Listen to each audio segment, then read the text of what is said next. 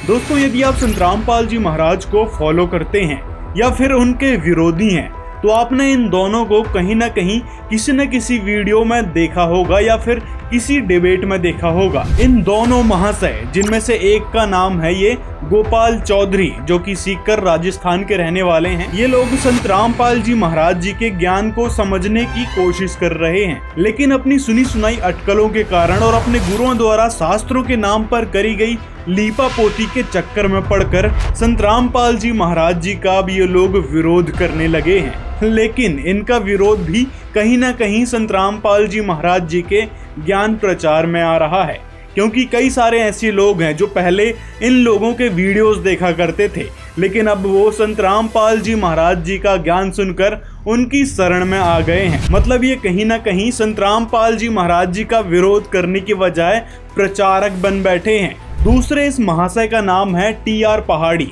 जिनको अंधेरा बहुत पसंद है, लेकिन अपने अज्ञान अंधेरे में रहने के बावजूद भी ये संत रामपाल जी महाराज जी के ज्ञान को समझ चुके हैं, लेकिन स्वीकारने को इसलिए भी तैयार नहीं है कि यदि इन्होंने स्वीकार कर लिया तो जो हिंदूवादी संगठन है और जो समाज के लोग हैं इनका विरोध करने लग जाएंगे। इस कारण भी ये लोग स्वीकार करने की जगह अपना विरोध प्रकट करते हैं और तरह तरह की अटकलें लगाते हैं। कारण सिर्फ यही है कि अभी जो लोग इनको सुन रहे हैं, बाद में वो भी इनको सुनना पसंद नहीं करेंगे, इनका विरोध करने लगेंगे। इसी कारण ये लोग संत रामपाल जी महाराज जी के ज्ञान को अपनाने की वजह उनका विरोध करना प्रेफर करते हैं, और विरोध भी उसी प्रकार का जिससे संत रामपाल जी का प्रचार हो।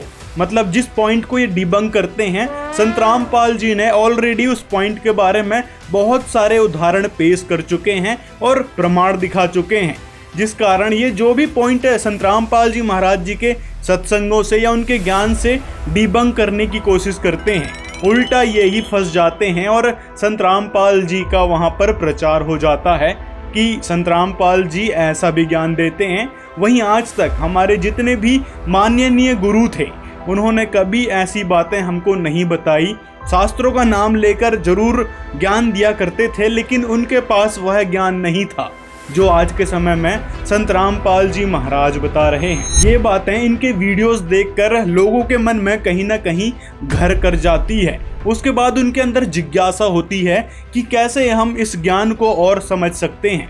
उसके बाद वो पुस्तक ऑर्डर करते हैं और उस पुस्तक को पढ़ते हैं, साथ ही साथ संत रामपाल जी के सत्संग सुनते हैं, तो उनको यथार्थ ज्ञान हो जाता है कि भाई वास्तविकता तो ये थी और हम किस अज्ञान अंधेरे में जी रहे थे। तो इस प्रकार ये लोग विरोध के नाम पर संत रामपाल जी का प्रचार ही कर रहे हैं, और विरोध भी ये किस लिए कर रहे हैं, तो अपने मन को संतुष्ट करने के लिए कि अभी हम जो भक्ति कर रहे हैं वो ही सही है। यानी मन को संतुष्ट करने की ये कोशिश में लगे हैं, लेकिन इनको कहीं ना कहीं अंदर से एहसास हो चुका है कि संत रामपाल जी जो भक्ति बता रहे हैं वास्तव में वो ही सही है।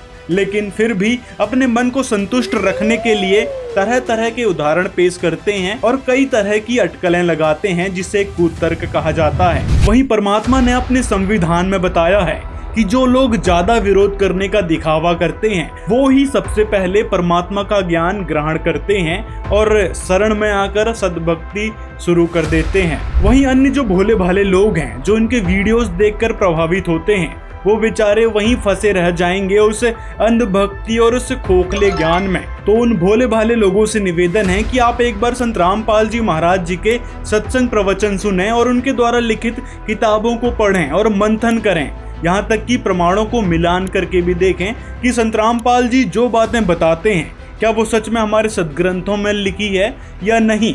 सारी की सारी बातें आपको प्रमाणित मिल जाएंगी। और यदि आप में से जो लोग श्री राम श्री कृष्ण जी को सर्वोच्च भगवान माने बैठे हैं, सृष्टि का कर्ता धर्ता और यहाँ तक कि पाप कर्म को नष्ट करने वाले माने बैठे हैं, तो सुनिए संत रामपाल जी महाराज जी ने कैसे कैसे भेद खोले हैं इन देवताओं के बारे में। और ये भेद आप लोग कहीं ना कहीं जानते थे, लेकिन अज्ञानता के कारण और गुरुओं के बहकावे में आने के कारण उनकी उन कमियों को लीलाओं का नाम देने लगे। लेकिन अभी तक एक और मिथ्या भ्रम इन पाखंडी, मिथ्यावादी, कपटाचारी कथावाचकों के कारण हिंदू समाज के साथ बना हुआ था, जो अभी के अभी संत रामपाल जी महाराज के विश्लेषण के बाद चंद मिनटों में लाखों वर्षों पुराना भ्रम खंडन हो जाएगा। ब्रह्मा विष्णु महेश की के इतिहास देख लो आप, इनको एक पल का भी सुख नहीं। वही विष्णु जी श्री राम रूप में आए थे, विवाह हुआ, विवाह होते ही वनवास हुआ, वनवास होते ही सीता का अपहरण हुआ, रावण के लट्ठम लट्ठा, लाखों करोड़ों व्यक्ति मारे गए। तब सीता को छुटवा कर लाए। आने के कुछ दिन के बाद ही उसको घर से निकाल दिया किसी आम व्यक्ति के कहने से। यह सब की बुद्धि काल के हाथ में है और संस्कार वश बंधी पड़ी है।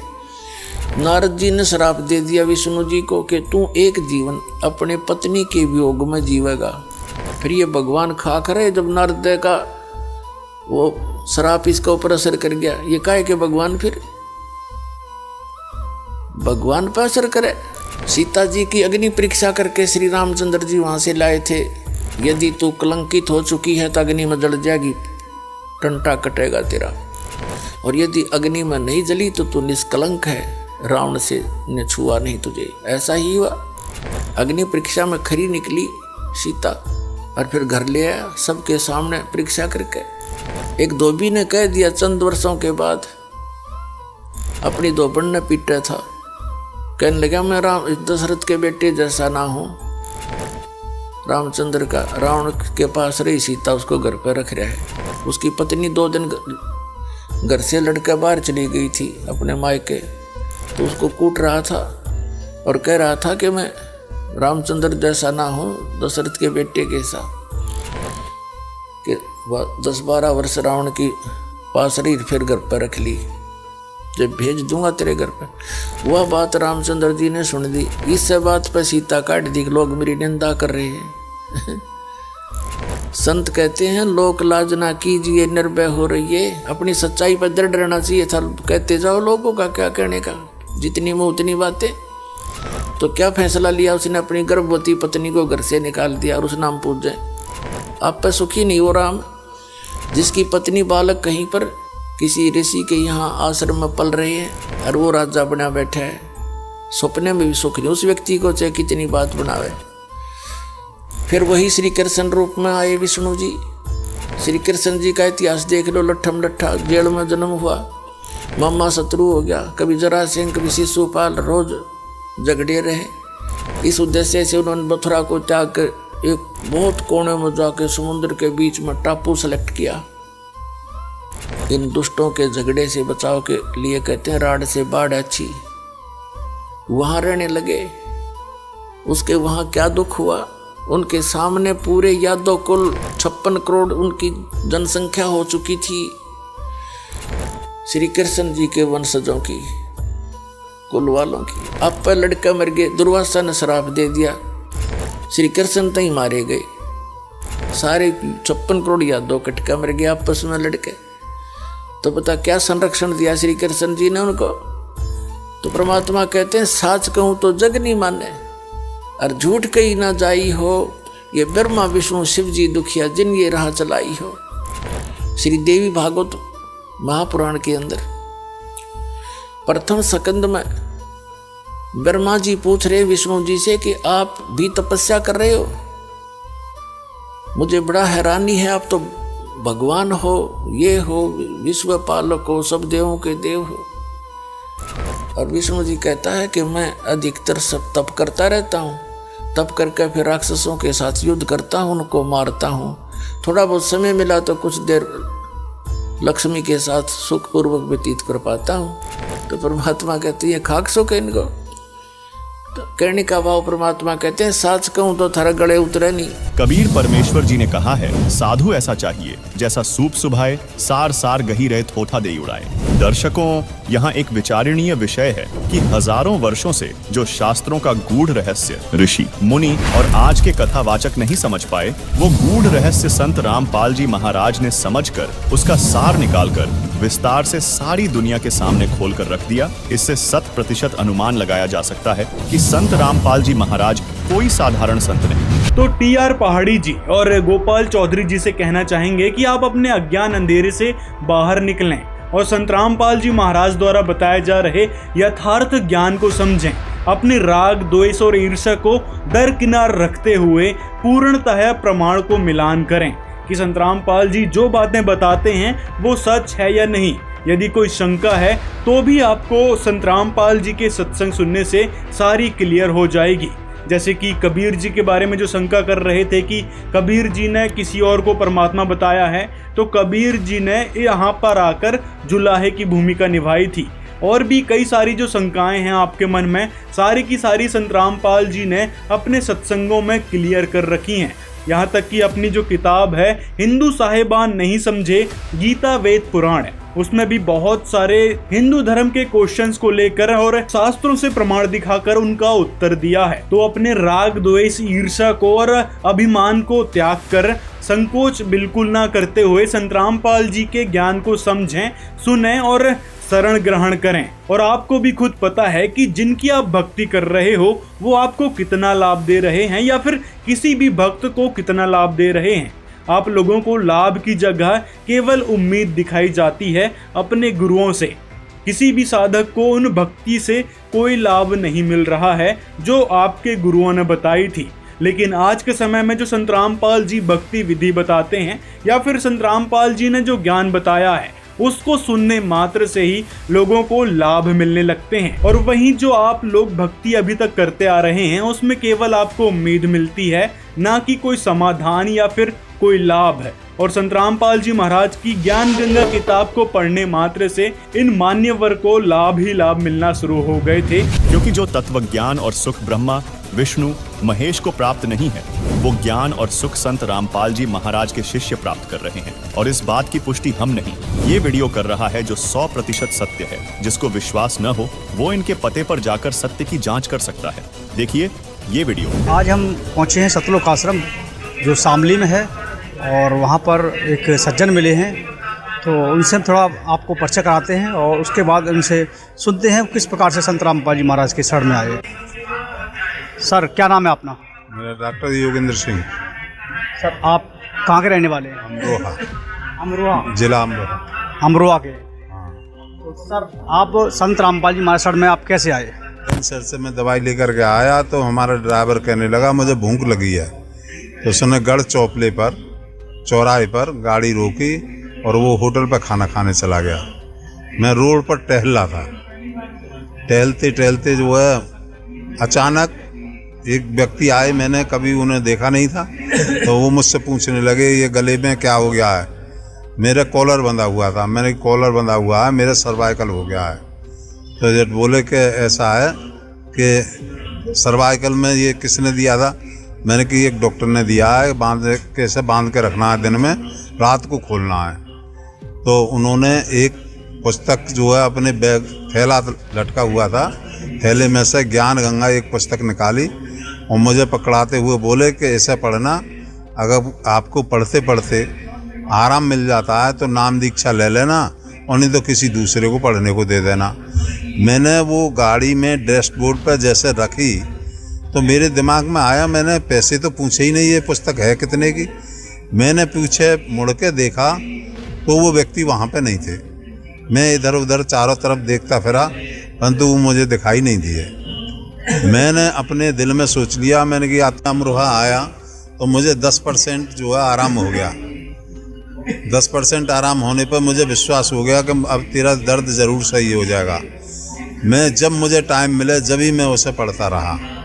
मैंने एक हफ्ते के अंदर अंदर वो किताब जो है सारी पढ़ ली और फिर उसके बाद में मेरे आत्माओं में जागृति हुई कि तुझे नाम दीक्षा लेनी चाहिए। जब मैं बिल्कुल सही हो गया तो मैं अच्छा, आपने जब वो पुस्तक पढ़ी तो उस पढ़ने से ही आपको आराम मिल गया था? आराम मिल गया, पूरा आराम मिल गया।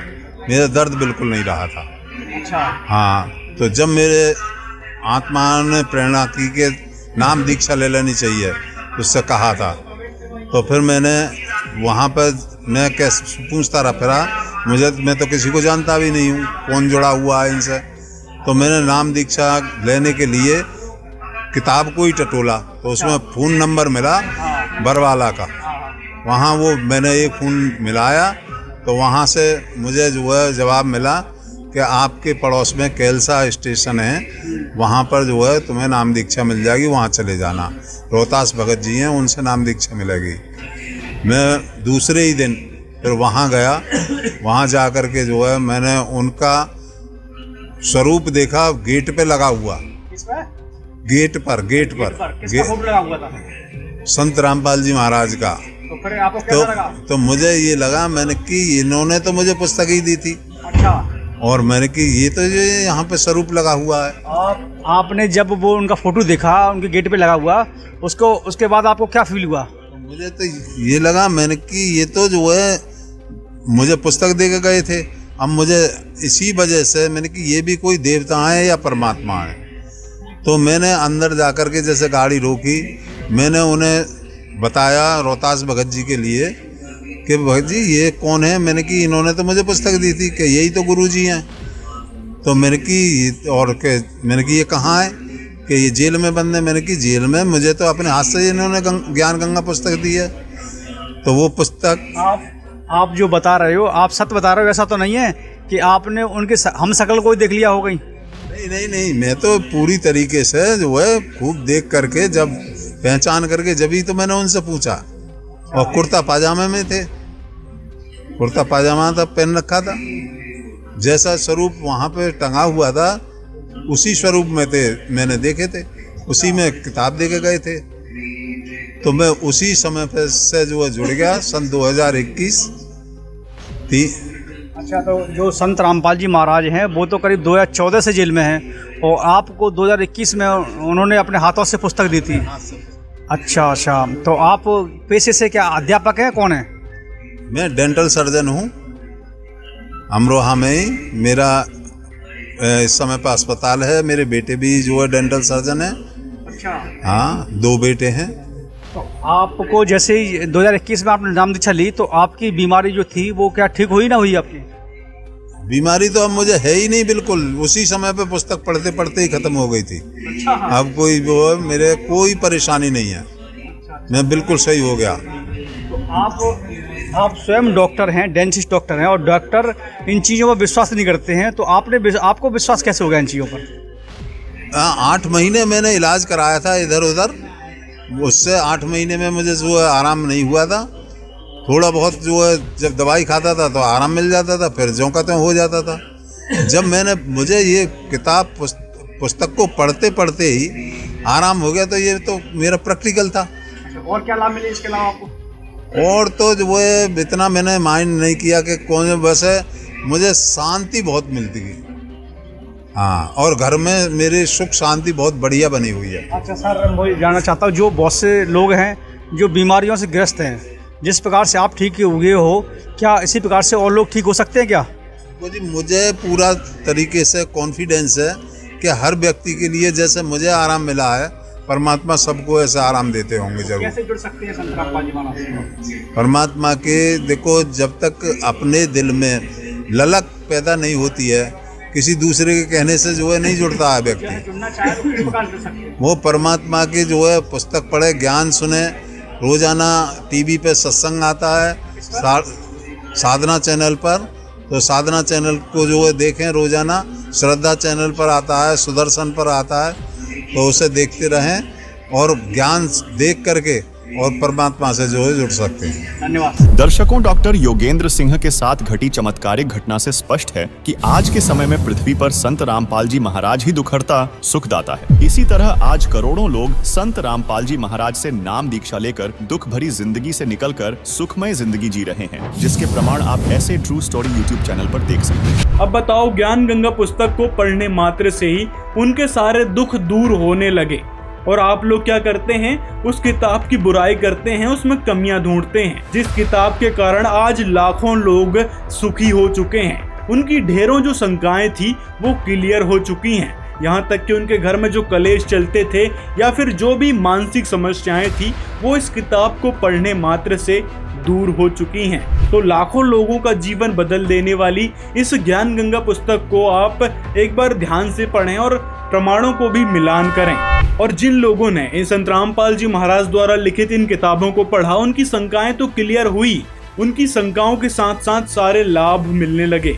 सारे दुख दूर भी हो गए। जैसे ऐसे ट्रू स्टोरी पर आपको ढेरों वीडियोस मिल जाएगी उन भक्तों की जिनको सुख मिले हैं संत रामपाल जी महाराज के ज्ञान सुनने से, उनकी भक्ति को ग्रहण करने से। और हाँ, ये लोग पैसे देकर इंटरव्यू नहीं दे रहे हैं, इन्होंने खुद ही अपने अनुभव बताए हैं जो इनके साथ बीती हुई है। और आप खुद इनके घर में जाकर इनसे पूछ सकते हैं या फिर मोहल्ला पड़ोस वालों से पूछ सकते हैं कि सच में उनको लाभ मिले हैं, नहीं मिले हैं, क्या स्थिति थी उनके घर की। सारी बातें आप वहां जाकर जायजा ले सकते हैं। मतलब अपनी ईर्ष्या के चक्कर में आप लोग सच को इग्नोर नहीं कर सकते। जो वास्तविकता है वो तो है। तो TR पहाड़ी जी और गोपाल चौधरी जी, आप कितनी ही अटकलें लगा लो, कितने ही अपने ज्ञान पर लीपा पोती कर लो, लेकिन सत्य वही है जो संत रामपाल जी महाराज जी ने बताए हैं। और संत रामपाल जी ने जो भी प्रमाण दिखाए हैं, जो भी पॉइंट बताए हैं, उनको डिबंक बिल्कुल ही नहीं कर पाओगे, क्योंकि परमात्मा ने जो बातें बताई हैं और जो सच में घटित हुआ है वो ही पॉइंट संत रामपाल जी ने बताए हैं। तो उनको डिबंक करने का तो सवाल ही नहीं खड़ा होता। और आप लोग कितना ही अपना दिमाग लगाओ, कितनी ही तार्किक बातें रख दो, कितने ही अपनी अटकलें लगाते रहो, कितने ही ऊट पटांग उदाहरण देते रहो, लेकिन संत रामपाल जी महाराज जी के शिष्य हैं जिन्होंने ये ज्ञान समझ रखा है, वो लोग आपके बहकावे में नहीं आएंगे, ना ही उन नकली गुरुओं के जो आज तक बहकाते हुए आ रहे थे। संत रामपाल जी ने ऐसा अलौकिक और अद्भुत ज्ञान बता दिया है शास्त्रों से मिलाकर, जिसके कारण लोग आज जागरूक हो रहे हैं और संत रामपाल जी से नाम दीक्षा लेकर सुखी हो रहे हैं। जिस प्रकार जौहरी असली और नकली हीरे की पहचान कर लेता है, उसी प्रकार आप यदि भक्ति और भगवान के चाहने वाले हैं तो आदि सनातन पूजा की सत्यता परख सकते हैं। आगे और विस्तार से जानते हैं, देखिए ये वीडियो। आदि सनातनी पूजा के 3 चरण होते हैं। प्रथम चरण की साधना में इन पंचदेव की साधना के मंत्र होते हैं। उसके बाद दूसरे चरण की साधना, जो कि सनातनी पूजा भी कहलाती है, इसके मंत्र होते हैं ओम तत्, यहाँ तत् सांकेतिक मंत्र है। उसके बाद तीसरे चरण की साधना आदि सनातनी पूजा कहलाती है। इसके मंत्र होते हैं ओम तत्सत, यहाँ तत् और सत सांकेतिक हैं। भक्ति साधना के इन 3 चरणों को आप इस प्रकार समझें, जैसे प्रथम चरण की साधना जो कि पंचदेव पूजा है, उसको आप प्राथमिक शिक्षा जाने, अर्थात 5वीं कक्षा तक की पढ़ाई जाने, जिसके पढ़ने से आपको आपके जीवन में केवल आंशिक लाभ प्राप्त होते हैं। लेकिन प्रथम चरण की ये साधना भक्ति मार्ग में बेहद महत्वपूर्ण है। जिस प्रकार 5वीं कक्षा तक की पढ़ाई पूरी किए बिना 10वीं 12वीं तक की पढ़ाई नहीं की जा सकती, इसी प्रकार प्रथम चरण की ये पंचदेव साधना किए बिना दूसरे व तीसरे चरण की साधना नहीं की जा सकती। दूसरे चरण की साधना जो कि सनातनी पूजा है, ये गीता अध्याय 15 के श्लोक 16 में बताए क्षर और अक्षर पुरुष की पूजा है। इसको आप उच्च शिक्षा, अर्थात इसको आप 10वीं तक की कक्षा की पढ़ाई जाने, जो आपको प्राथमिक शिक्षा से कुछ ज्यादा लाभ देती है। तीसरे चरण की साधना जो कि आदि सनातनी पूजा है, गीता जी अध्याय 17 के श्लोक 23 में भी इसका वर्णन है। ये गीता अध्याय 8 के श्लोक 3 में बताए परम अक्षर ब्रह्म की पूजा है। इसको आप सर्वोच्च शिक्षा जाने, जो कि आपको सब सुख और लाभ प्राप्त करवाती है। दर्शकों, केवल संत रामपाल जी महाराज ही आध्यात्मिक मार्ग की भक्ति साधना इस प्रकार 3 चरण में पूरी करते हैं। दर्शकों, आपको यहाँ ये भी शंका हो सकती है कि इस 12 अक्षर मंत्र को एक नाम अर्थात एक मंत्र क्यों कहा जाता है, जबकि ये तो अलग अलग देवी देवताओं के 5 नाम हैं। दर्शकों, गीता जी अध्याय 17 के श्लोक 23 में ये जो ओम तत् सत मंत्र लिखे हैं, ये भी दिखने में 3 मंत्र हैं, लेकिन इन तीनों नामों को गीता जी में लिखा है कि ओम तत्सत। इस प्रकार का ये सच्चिदानंद घन ब्रह्म का ये नाम कहाँ है? मतलब आदि सनातनी पूजा के तीसरे चरण की साधना का ये एक नाम है। ये 3 नाम मिलकर एक नाम कहलाता है, जिसको संत रामपाल जी महाराज के शिष्य तीसरा नाम अर्थात सार नाम कहते हैं। इसी प्रकार प्रथम चरण की साधना में मिलने वाला 12 अक्षर मंत्र ओम, किलिम, हरिम, श्रीम और सोहम मिलकर एक नाम अर्थात प्रथम नाम कहलाता है। संत रामपाल जी महाराज वे उनके शिष्य हमेशा इन 12 अक्षर को प्रथम नाम ही पुकारते हैं। इसी प्रकार दूसरे चरण की साधना का ये ओम तथा तत् मंत्र एक ही नाम अर्थात दूसरा नाम अर्थात सतनाम कहलाता है। संत रामपाल जी महाराज के अनुयायी इन दोनों मंत्रों को प्राप्त करने के बाद कहते हैं कि हमें दूसरा नाम अर्थात सतनाम मिल गया है। अर्थात यहाँ 2 नाम मंत्र होने के बाद भी ये केवल एक नाम ही कहलाता है, जिसको सतनाम कहते हैं। इसी प्रकार तीसरे चरण की साधना का ये ओम तत् सत मंत्र मिलकर भी एक ही नाम कहलाता है, जिसे संत रामपाल जी महाराज के अनुयायी सारनाम कहते हैं, अर्थात तीसरा नाम कहते हैं। इसलिए यहाँ दर्शकों को कोई शंका नहीं होनी चाहिए कि इन 12 अक्षर मंत्र को एक नाम क्यों कहा है। दर्शकों, ये 12 अक्षर मंत्र मिलकर एक ही नाम कहलाता है। संत रामपाल जी महाराज इस प्रकार अपने शिष्यों को सनातनी पूजा के तीनों चरण की साधना का प्रथम नाम, दूसरा नाम और तीसरा नाम देते हैं। संत रामपाल जी महाराज पंचदेव पूजा और सनातनी पूजा के ये मंत्र सन 1994 से और आदि सनातनी पूजा के ये मंत्र 1997 से अपने सभी शिष्यों को दे रहे हैं। तो दोस्तों, आपकी इस बारे में क्या राय है? अपनी राय कमेंट में जरूर बताएं और इस वीडियो को ज्यादा से ज्यादा लोगों तक शेयर करें। मिलते हैं अगले वीडियो में।